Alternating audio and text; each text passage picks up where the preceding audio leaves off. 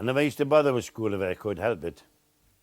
My mother was working on the railway as a cleaner. My father was in the coke ovens, working at the trade and estate coke ovens. My brother was in the front line, Harry. He was fighting with the Germans, you know. And I was nobody, I used to sit in the street. Well, I was put it this way, I was pushed out into the street when I was about 4. Right, but I was brilliant. You know what I mean? Used to get all over. Did you play football on the streets? Or? Oh, no, I didn't like football. We used to yodel. No, you know, you've heard some people used to yodel, right? And if a friend come along the top of the street, he would yodel, and you would know where they were, you know. You know what I mean, with your throat, we used to yodel.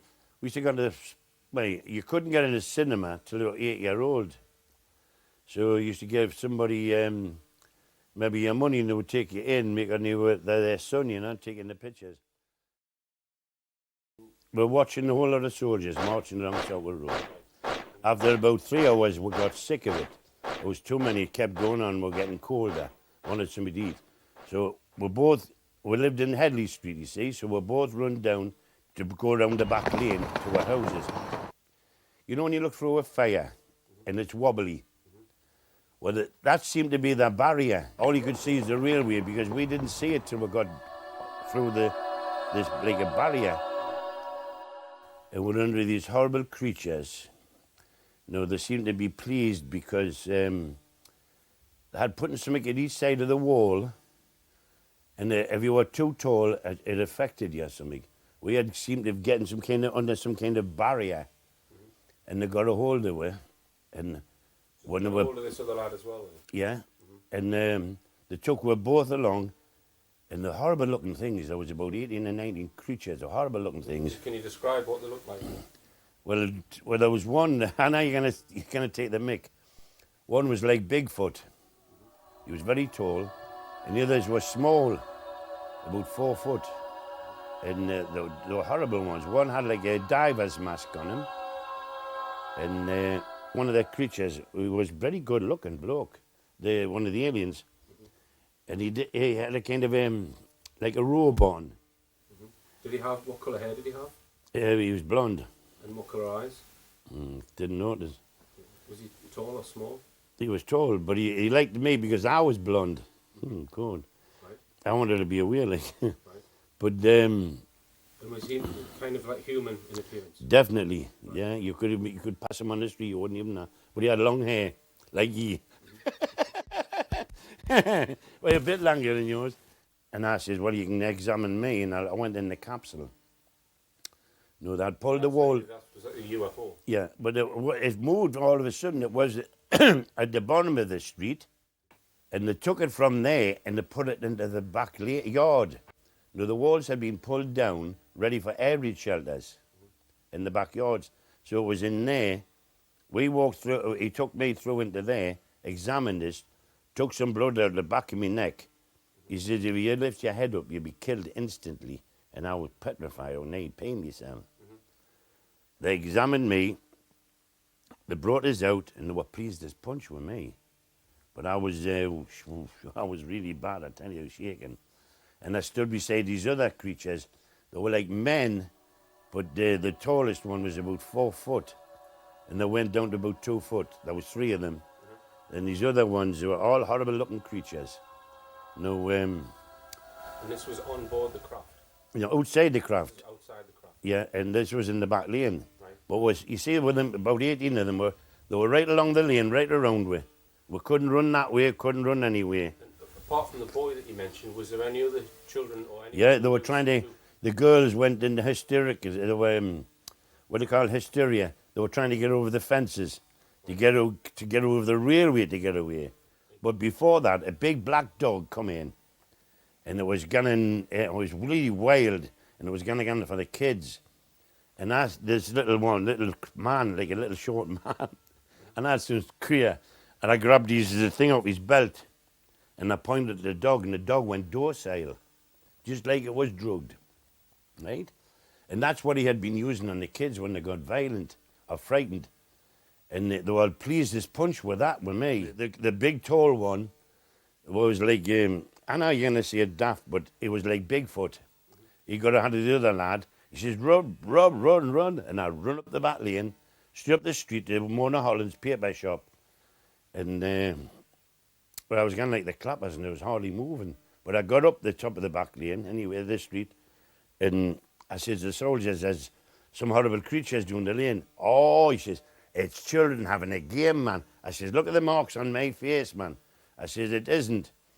Of course, the soldier officer says, come on, there's a pistol. Go around the corner. Made me still look big.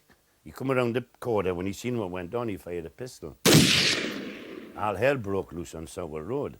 The men were running all over the place, you know. So the actual craft itself that you saw It went up a height after that. went up a height. But what I couldn't figure out for years where all them creatures went. They couldn't get in the small craft. How big was the craft? It was only about 14 feet or 12 to 14 feet, you know. What shape was it? Well, not dead round. It was more of egg shape, you know. And did you see it disappear? Well, we did see the top of the street when I was at the top of the street. There must have been hundreds seen it. After the break, Robert Hall explains what happened 3 days after the UFO had left the street.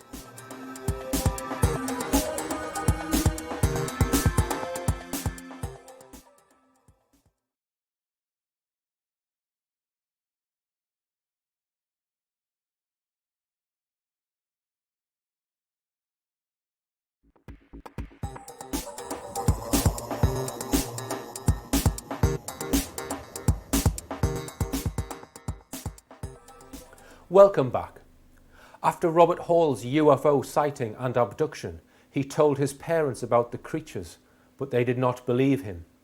And he was told to keep quiet about it. This is by no means the end of this incredible story. About 3 days later, things took an even more bizarre twist.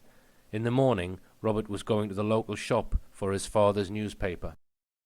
Then I went to this shop, Mona Holland's, to get my father's paper. A grey come after us up the back lane. I run like out. The grey was on us like a shot.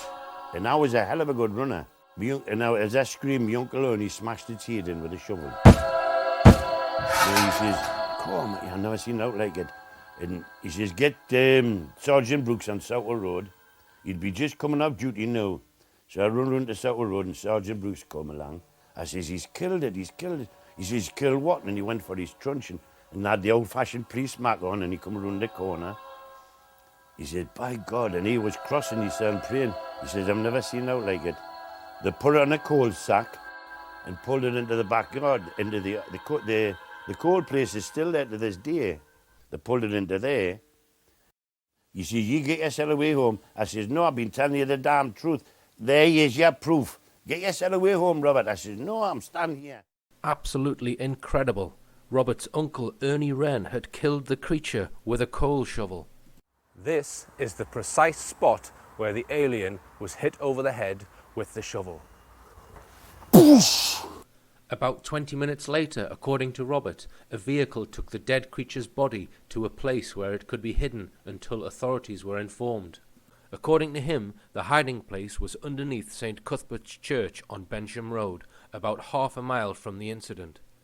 He said there were some steps at the back of the church which led underneath, down which the alien was taken and then stored for 3 months. They took it to the church on Bensham Road. Then the next day, there was men in white overalls, army, I didn't know what they were, and with like suitcases, and they pulled everybody out of the houses right along Southwell Road.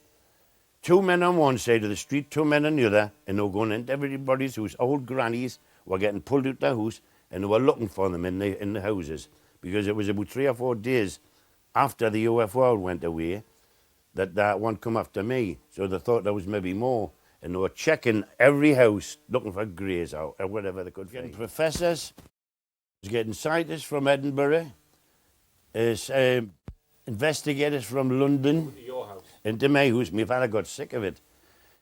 To investigate Robert's claims, I went along to the church which still stands at the top of